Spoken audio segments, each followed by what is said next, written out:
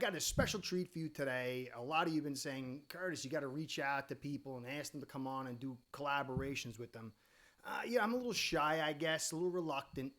Abel is on the live on Monday night, 7:45. Come check it out. He's been talking about Jason Sarney, and I know about him, but he kept saying, Curtis, reach out. He's a great guy. I think you guys would do well together. And it took about 6 months for me to gird up my loins and to reach out to him, and I did. And he was just very accommodating. So he was happy to come on. Spent an hour with me talking. He's a fellow New Yorker, so I guess there's a nice connection there. I really enjoyed it. I think he's a very smart guy. He's got lots of experience, talks to pros, bit of an insider. So you're going to enjoy this. We're going to talk about the Dolphins draft, the holes, the possible different directions, what he thinks compared to what we think Greer thinks, and then how all these holes can be filled and what the final product's going to be. And ultimately, if it's going to reach a point of where Chris Greer is going to get dumped or not, and how pivotal this 10 picks is to this franchise and obviously his regime. So I broke it up into 2 parts, half an hour each. He was kind enough to stay on for the full hour. So check it out. You'll enjoy. I know I did. All right, I got a treat for you. And I was a little bit nervous coming in here, but I had a back room talk with Mr. Jason Sarny, and I found out his credentials. I got a little bit more nervous. He's worked with the Mets. He's been doing this since college. This guy's a legit dude. He's a writer, analyst, personality, fan. He's a founder of Dolphins Weekly, right? Dolphins Weekly. You're over with Mike at Dolphins Talk. You're a big time dude. You know, I was on Doug Lee Durong's show. It's a big show. I have Al from 3 Yards Per Carry with 5 Reasons Sports. Dive bar guys came on, slumped over here, and had Ryder McConneville. So this has been a big year for Curtis. I've had a lot of big voices, smart people. I really try to get the smart, good guys. Good. That's the thing to me is character. That's always something that was grained into me from military school and football and martial arts. It's not just what they provide to you as information, but it's who they are underneath, because that's how you trust somebody. And I've been listening to him for about a year. I got asked on Doug Lee Durong, and I saw Jason Sarny. I'd heard from him in the past, and I've been paying attention to him. And I don't always agree, but I think he's genuine, and I know he's intelligent, and I'm looking forward to picking his brain so you guys can not hear Monkey Man Curtis, what his ideas are. You heard that till you're blue in the face, but I want to pick his brain on this draft. I know he outclasses me in this draft. He's kind of like Alf, 2 real smart guys. They pay attention to this thing. I'm kind of dip my toe in it. And then I want to take the draft, what he's seeing, and then kind of go from 2 perspectives. GM Sarny, what he would do, and then what do we think whoever the GM is of the Dolphins, and how does that fit with this framework, this talent framework, and really kind of focusing on the offense, because we know Weaver's going to do his thing. We know if he gets talent there, he's going to be pretty good. But this offense with Tua and McDaniel, it's all riding on that production. So that's going to be my deal. He's in New York. I found out he's from Queens. He's my people. I didn't know that, so we should get along smashing. So Mr. Sarny, Mr. Jason Sarny, thank you for coming on. I'm really grateful. I was nervous to ask you. I had Abel. I got to give him a shout out. Abel's, he comes on me. He's like, oh, come on. I'm like, dude, I'm a nobody. You don't know who the hell I am. He's like, come on. He's great. You're going to get along with him well. And I was like, 6 months. So I finally sent, he's like, yeah, sure, definitely. I'm like, what? So thank you for being kind, man. I guess it was the New York vibe. We connect. So I'm really grateful. So give us your lowdown. What do you think about this draft and the capital we have and the position we're at? Well, first and foremost, I'm happy to be here. Thank you for that intro. You are far, far, far too kind. I take it you got my Venmo earlier today. So thank you, sir. But yeah, this is a fun draft before it could maybe turn into one of those nightmares that once was 2020 when you look back and where we are now. They have 10 picks. It's the most picks since that draft. And they're not vacant in the first round, second round, third round. They have multiple picks in day 3 all over the place. I think they're just outside of round 6. But with 10 picks, you have to net 3 or 4 starters right away. And I think the way that the draft falls, I think that there is a surefire path to that. But We don't know. We screw the surefire path up more than we don't. It's not necessarily who he picks, Chris Greer or the Dolphins franchise, whoever's doing the choosing these days, but it's Chris Greer. But is it really Chris Greer? Oh, wait, I'm sure there's people in his ear, and I'm sure a guy like a Brandon Shore is shooting up the board of importance. Mm-hmm. There's guys coming on in who could be successors. So I just want to get I can. So whatever happens in this draft, we've got a good and bad. We've got to pin on Greer. As you have to. Okay. I mean, you have to. He's the general manager, so by hierarchy, he's making the fight. He's writing the ticket. He's writing the ticket. He's doing the dirty work. But there are people who have been louder voices, absolutely, and there are going to be new voices in the room this go around. But it's a make or break. I mean, if this team does not win, and I'm not going to say a playoff game, I want to literally say multiple playoff games, because if they can't do that, it's a failed experiment. We're going on 20 years in the building, 10 years at the helm. It's just not working. I totally agree. I think that I would change it a little bit. And I don't know if you know my stances, but I am like Mr. Anti-Greer. Since 2021, I called him Fin Enemy number 1. I despise the guy. I don't like him as a person. I know there's all talk he's a nice guy, but for a guy to come out and make fun of the fans and laugh at us and stuff, there's just a lot of stuff I don't like about him. I don't like him as a GM. I think he's done good things. Every GM does good things, but the majority, just even the philosophy alone, that to build the way he had, he's spending multiple picks on guys, the wrong guys, but if we can just settle the foundation, I'm less concerned about playoff appearance than I am that we get physical. We get tough, we show a little moxie, and we start being a football team that's not trapped in the fun ball era. It's a pass balance era on both sides of the ball. And if we could just simply get that done, where Tua could stay healthy, we're running the football inside, we've developed an offensive line that's coherent, we get multiple picks from this draft that pan out, the defense plays its side, I'm fine in the 7 to 9 range if there's scrappy losses and you get some bad mojo or whatever. But we've got to settle this. We can't collapse on the road. So I want to say, because I want this guy gone, I want to say he's got to go to the Super Bowl or fire him. That's what that's what I want. But I just want to see a coherent football team, physical football team. So I'm just a little divergent from you on that. But anyway, keep going. No, listen, I agree with you about the physicality.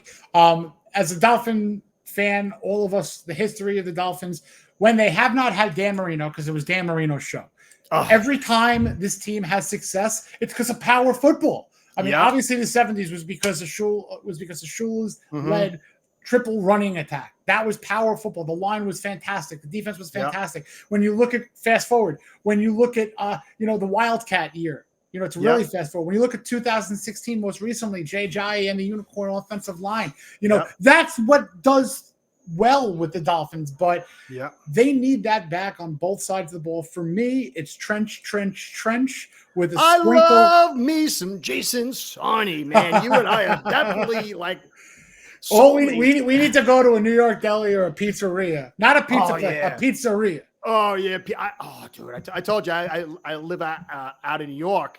I had New York pizza for the first time. My son couldn't believe the size of it. He was it was so good being home. Get you some Village pizza. Oh yeah. We got on from the boat that goes past the Statue of Liberty, and we had to walk all the way back. He hit from through Chinatown, Little Italy. We stopped off in Little Italy to get some pizza. That's the way. That's the way. It was nice.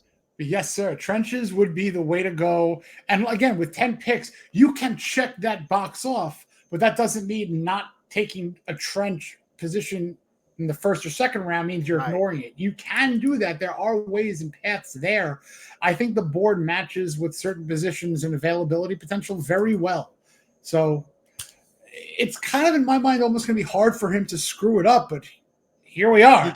Yeah, So I got a question. So I had a Ryder McConneville on, and it was a couple. Oh, he's good.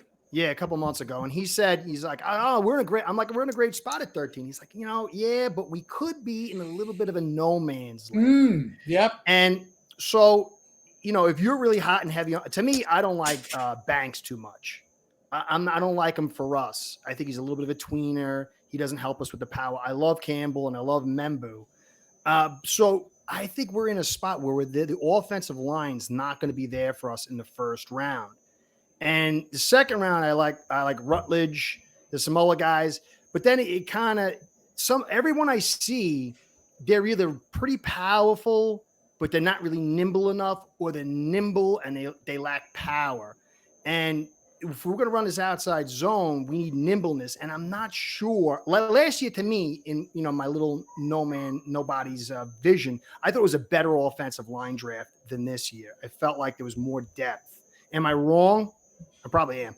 No, you're right. I mean, this is a defensive line heavy draft. If you're looking at which trench is the heavier, it's a good offensive line draft, but it's kind of a pick your poison. If you're a team that absolutely needs a left tackle up front, there are 2 or 3 guys that would be absolute gold there. Calvin Banks and Will Campbell. Could these guys shift inside? Theoretically, yes. But do you want a first round pick that's a project because you're moving from outside to inside? Now, there are guys in that, like, let's call it 20 to 50 range that are actual ready-made interior offensive linemen. You mentioned Jonas Avenilla from Arizona as a guy that could do left guard, right guard. You got Gray Zabel, who could be athletic enough to play that. He won't be there for us. I don't think he will be. Exactly right. So do you have to play in the trade game, which Greer could do either way if you think about the capital that he has. And if he is surely on the hot seat, does he dip into a future year of draft capital to maybe move up on the board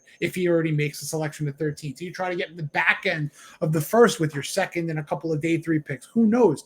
But there are matches of what the Dolphins need. Left guard paramount, because with Teron Armstead retiring, you are giving the keys to the car to Patrick Paul. Now, is Greer the kind of guy to draft a left tackle the year after he spent a second round pick on a left tackle? That's him saying, hey, I made a mistake. We're going to get a guy in here. No, not going to happen, because that's the Liam Eichenberg syndrome, is that Greer is going to say, you know what? No, I invested in him.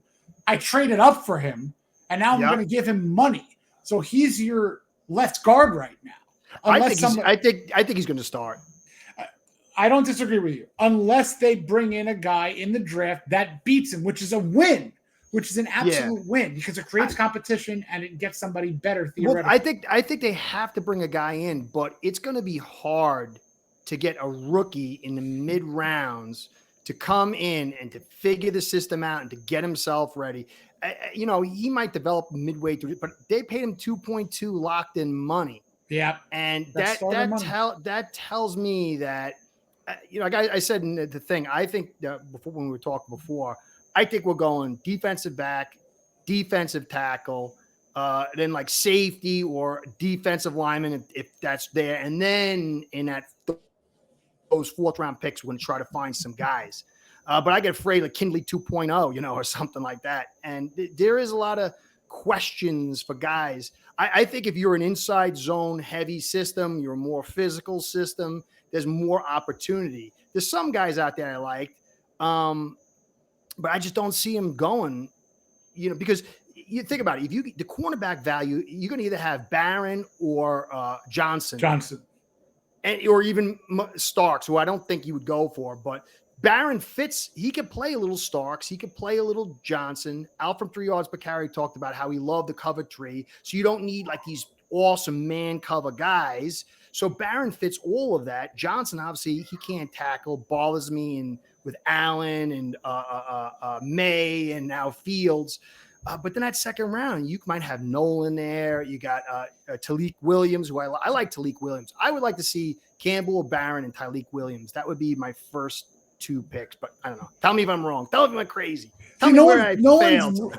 That's the great thing. I really would love people to kind of, hopefully just get on board with it. There's enough holes on this team Yeah, where Swiss in cheese. any one of these position groups, they're a potential starter in your top 100 picks. So if I told you, forget about if the Dolphins stick at 13 or if they trade back. If you get a Kenneth Grant or a Walter Nolan, boom, starter on the defensive line. You think they would go for 13 with one of those guys? That's the problem.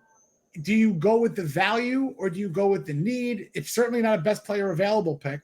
So do you trade back and hope that in the 20s, 25 I think area? that would be a magic move. That's the move. I mean, if we're gonna do a fun mock situation or just have fun talking about it, I'm answering the phones, I'm dialing, I'm saying, look, does anybody want a quarterback here? I mean, we have two. We pay. If you draft a quarterback in the top 50 picks, that's Chris Greer admitting he made a mistake on Tua. I don't think he can't do that. You signed Zach Wilson, who is another first rounder, who's a backup, who maybe could make some noise. That's not necessarily showing or not showing faith in Tua. It's backing up Tua better than they had previously. Yep. But if they draft one of these top 5 quarterbacks somehow, it would be. Who do you consider the top 5? Oh man, I mean, obviously, you got Sanders, you got Dart, you got Milroy. You got these guys that are.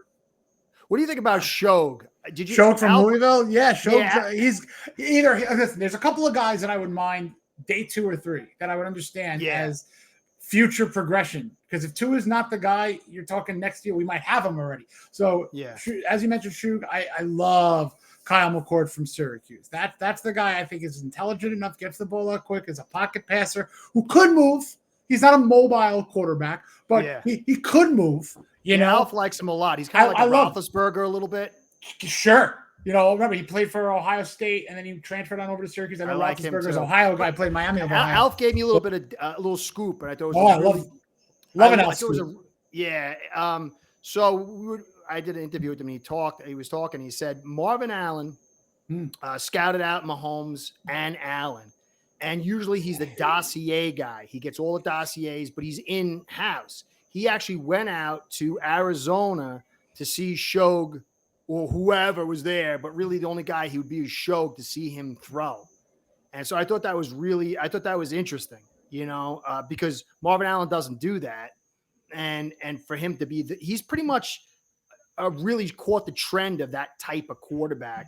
And so I thought that was interesting. I thought that was. I'm going to study McCord out a little bit more. So I thought that was. I thought maybe like the 4th round, because if you're Greer and you want to save your cred, your street cred, you take that comp pick from Hunt and you turn it into a usable quarterback, and you look like a genius. I have no problem putting a quarterback in that 3rd rung if it's like, after pick 98. If they use pick 98, I can understand. Yeah. They're not in the market for Cam Ward. I don't care what you're trading up. That's not happening. No. You know what I mean? So, they're not going to have Sanders at 13. No. I mean, I don't like Dart as much to go crazy with the 1st round pick or something like that, even second. See, the thing is, what's beautiful about this draft is that the board falls a certain way and a team wants one of these quarterbacks. That could be pick 13. So if Greer has another Felice of a deal in him, a Tunzel, which I don't think is, exactly. If a team is desperate and Greer happens to take advantage of that, okay, now you're talking. And if you move back, I think from 18 to 25, not beyond 25. Because when you get outside 25, you're losing round 1 grade players. Yeah. So I think like a team like, Pittsburgh, circle, a team like maybe Seattle or Denver, if they have a player that they love, not necessarily on the quarterback slip anymore, but there are teams in those 20s who could have a missing piece player that they want to move up to get at 13. And if the Dolphins can get in between pick 48 and 98 with some sugar on top, that would be phenomenal. And then I think, let's go. We are off to the races because you could do anything you want. Yeah. You got Starks in the back end of the 1st round. You got any interior offensive lineman that you want to take a chance on, if it's Tyler Booker, Donovan Jackson, you have that. You have Nick Amanwari. There's a plethora of things you could do from 20 to 30 or 20 to 32. Howie Roseman and Greer always talk true. I wouldn't be surprised if there's an Eagle-Dolphin trade in this draft somewhere. But there's riches from He usually wins those, though. Yeah, he's the best in the business. He wins them all. Oh, he's so good. And I live in Philly right now. So why couldn't we get him? He is a god in this town, and rightfully so. But I would love to pick that guy's brain. Oh man, absolutely. He's unbelievable. But there are riches and starters from like even 32 to 60. So you got to get back in that middle area, or you can move back and still get a fine first selection. Yeah. Yeah. I think to me that would be because you could trade like for me, Greer doesn't like, and Dolphins have notoriously not liked those big nose tackles, whether it was Will Fork, whether it was Vita Vea, whether it was passed on him. Yep. Yeah, so I don't know. If Greer's truly in charge, but then if he gets a cornerback, what is he saying about Cam Smith? We all know what he should be saying. That's a really, really good point. But I think Cam Smith is a third cornerback at his kind of ceiling at the moment, and which means fourth, fair. But that means I don't think he's got a bookend to Jalen Ramsey. What Greer loves to do is bookend those cornerbacks. That goes as far back as to, Xavier Howard, you bring in Byron Jones, and you still draft Grenagry. And then that didn't work. So you have Xavier Howard and Jalen Ramsey. That ended in Ramsey and Kendall Fuller. Fuller's gone. So to me, Storm Duck ain't it. Ethan Bonner ain't Great it. Name, though. Great. Listen, if we all love the name, but I think he's got ways to go until he could be an absolute corner one or corner two even. So there is no bookend to Jalen Ramsey right now. No. So that to me says, you mentioned Will Johnson. The tackling's out there, but the coverage is fantastic. But he is coming off the injury, so Chris Greer is licking the chops for that. Oh, he loves that. But you have Holly Barron, who is versatile enough to play on the outside to give you that slot. So you have two cornerbacks who could be absolute fantastic picks in theory if he goes defense at 13. I just think that if you think about it, Ramsey started tailing off last year. He's going to start getting older. You've got to get a legitimate corner. Correct. And, whether it's Nolan or Shalik, those are the two guys I like the most. I think that even though I want the offensive line more than you can even imagine, but I was saying to you before, look, we're run outside zones. So I don't know if I want these guys picking the offensive linemen too high, because they might not be guys that when the next team comes in and says, look, we're running like our conventional offense here. We're not running 80% outside zone. I need some guys with sand in their pants. So Will Johnson or Jahdae Barron and then Nolan or Shalik, that would be, even if you got that and you kind of got a bunch of depth after that, it would be a nice draft for considering us, That's a path. That's a fine path. I mean, if they don't go corner, and they go, let's say, defense, and they get one of those, linemen, that's great. And then you have a couple of corners who you might need to move up the board a little bit, because 48, they might be gone. But you could do damage if you get a guy like, Kentucky's Maxwell Hairston or Siobhan Rebel, who I love, probably a late first rounder at this point. Which then do you try to jump back in with Howie Roseman and the Eagles and give him some more picks if you want to kind of get those double first round scenarios? So, but see, for us with all those holes, I think that's the danger, because even if you might like Revel, but what if he doesn't pan out? Now you've doubled up. You just need more shots. We have so many holes. This team needs so much, and I don't think there's a lot of money in free agency to fill a lot of these holes. To me, we're broke. And then next year, we're kind of broke too. We got like 4 million, 41 guys on the roster, and half those guys you don't want starting. So, I just hope he plays a smart trade back would be the best. 100%. I don't want to trade up too much. I mean, if you're trading your fourths maybe into a third to get a starter, That's right. That's right. But, it would be interesting to see, if they stay put. I mean, look, a guy like a Tyler Warren could be on the board. Is anyone going to argue it with his talent? I don't think he'll be on the board, frankly. I think he'll be a Jets pick. But there's so many ways he can go. I think they're going to go Membo. If he's available, but this is a guy who is he athletic enough to move on inside? I think he is, because if you pick an offensive lineman in the top 48 in one or two picks, I changed my mind. I don't think they're going to. Keep going. But I agree. I don't think they're going to draft a guy that they're going to convert. I think the second day or even early third day is a time to get one of those interior offensive line guards, Because they So got Vera Tucker. They just signed Morgan Moses for a sizable deal. They got Fashanu, one of the F brothers from last year. He's playing left guard. They got Simpson. That was an Alf pick. He played out of his mind. And then they spent a second-round pick on that center. I don't think they're going to go. I don't think I changed my mind.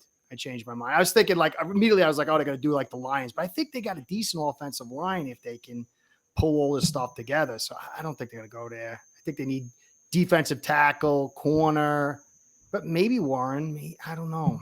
This is so intriguing. A lot of things. Yeah. I was, just to get prepared for you today. I never did it before. I did one of those like mock simulators. Let me get prepared for this guy. I'll tell you, I got so many offers at 13. I don't know. I'm telling you, that's all the time. But if a team wants to go up and get a receiver, go up and get a quarterback, go up and get the best defensive, maybe linebacker, off-ball linebacker. I mean, I don't know if you pick a Jalen Walker if you're the Dolphins, if he's available. I don't know if you go with a Shamar Stewart. There's so many players. For some reason, Shamar Stewart always struck me as a clear guy at 13. That could be the pick. Yeah, that could be the pick. Because if you think about it, he would be the perfect complement to Chop, who can't stop the run. He would fill your D tackle spot, or D end spot. He'd fill your run stop, and then you could maybe find a bigger guy. That's right. I mean, you could even think about it. They could grab Shamir and then grab Nolan or Williams. They could grab 2 D tackles in the first 2 rounds, and you'd fill the whole interior. But then you'd have no corner. Deep class. A kid I love in the second round, the third round, defensive tackle Darius Alexander. Alfred Collins is another guy in the second day. Alfred Collins I like. Alexander, isn't he a little tall? Isn't Alexander? He's the Raekwon Davis clone. No, that would be Kentucky's. What's his name? Deion Walker is the Raekwon Davis clone. 6'7". Yeah. Too big. Yeah. I mean, you got a guy like a Derek Harmon who's fast as lightning for the position, so he's intriguing. Again, at the position the Dolphins need, there's ways to go. So to me, you just can't fill them all. You can't fill them all adequately. Yeah. But you can check the boxes. That's why I really, really think that they're planning on Eichenberg starting and getting some depth, and they're going to fill out this defense has too many holes. I think it's good. That's my take. So anyway, okay. So we've got Jason Sarney, GM. Chris Greer has been booted. Everybody celebrates. They put the dunce cap on him. They lead him out of town and jackass. And now you're in charge. So what we've got this? What would you take the overall framework of the team, the flaws that really need to be filled? If you can do a hierarchy, that'd be nice. If not, don't worry about it. Just lay that out first, and then tell us how you're managing this. You don't have to say, "Oh, I'm getting this guy." Because you don't have to be maybe 2 or 3 guys in the first, second, and third. In what direction you would take the team? The goal is to go in having to solidify trenches. That's number one. But that doesn't mean that if there's a cornerback that's available, it's not taking care of it. You could do that day 2 and day 3. You can get 2 linemen in your first 5 or 6 picks, and that I think hopefully we'll check that box off of taking care of the trenches. But then again, you need to address the defensive line. I mean, Zach Sealer he's got nobody. He's got Matt Dickerson. He's got Neil Farrell. I mean, these are not names that are starters. These are camp bodies. So Zach Sealer is vacant of a and he's getting older too. And he's getting older. He's coming off 2 10-sack seasons, which is unfathomable in the NFL. That doesn't happen for an interior defensive lineman. And to not have him adequately with a rotation, because Anthony Weaver loves that rotation of defensive tackles, so you need to draft one. So that screams getting someone on the line round 1. And it might not be an interior trench on the offensive side, but it's a trench on the defensive side. And I would be okay with that. So I would think there's a couple of players that you might not be able to pass on at 13 on both sides of the trenches, but I think I would trade down. I hope the phone would be open. I would be calling up anywhere. What if you couldn't trade though? What if you couldn't trade? If I couldn't trade, it would just be a matter of the board. Picks. If you're locked into your picks, I would maybe like 2 or 3 guys. I would not be able to justify if Will Johnson is on the board. I like his ability to be an outside corner to pair with Jalen Ramsey. I know he's got to work on the tackling, but he is outside of your Travis Hunter, the best cornerback in the draft consensus, let's say. If I was so confident in Storm Duck, which unfortunately I am not, if I was so confident in Cam Smith, which unfortunately I am not, I'd go with Barron from Texas because there's my slot corner who could actually wreak havoc at that sole position. And then if need be, move me outside, which could work. So those two guys would be rather intriguing at 13. If Membo is available there, it's hard to pass him up knowing you need offensive line help. But then again, that would probably require one of two things: admitting that Patrick Paul was not ready or not right, and then Membo would be your left tackle, or you're experimenting and moving Membo to guard. He is a little shorter than your most NFL type offensive tackles. Is he athletic enough to play guard? Absolutely. So would I love the pick? Absolutely. Would I think that's the pick?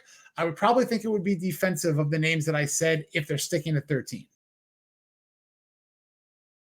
Start building your own online sports book today by getting signed up with aceBread.com service that'll allow you to book action on sports from all around the world.